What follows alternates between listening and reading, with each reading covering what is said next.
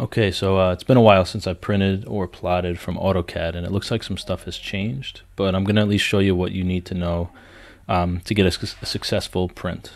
So right now we're in what's called model space. This is really the only part of AutoCAD that you've worked in so far.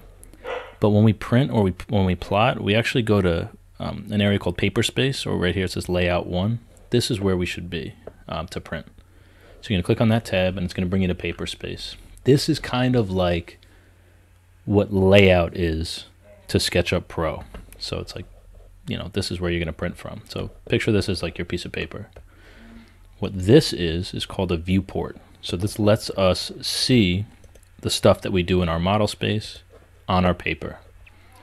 And when you click on the edge of the viewport, you're going to have an option to change your scale. So right now it's 1:1 scale, which is way too big, right? Full scale is way too big for the paper.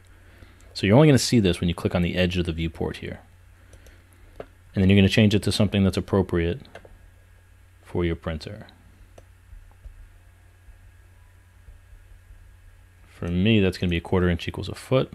It's probably going to be the same for you.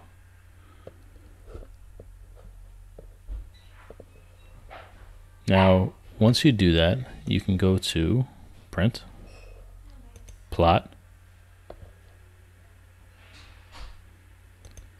and then for the plotter, I just go to DWG to PDF, so it's going to make a PDF, and then you can print that, you know, as you normally would.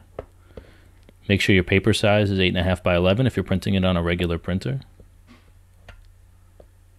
And then from here we can hit Preview. And you're going to notice two things. One thing you're going to notice is this watermark. This is because we're using a student version, so this is going to show up no matter what. And here I have just like an empty floor plan that I made real quick.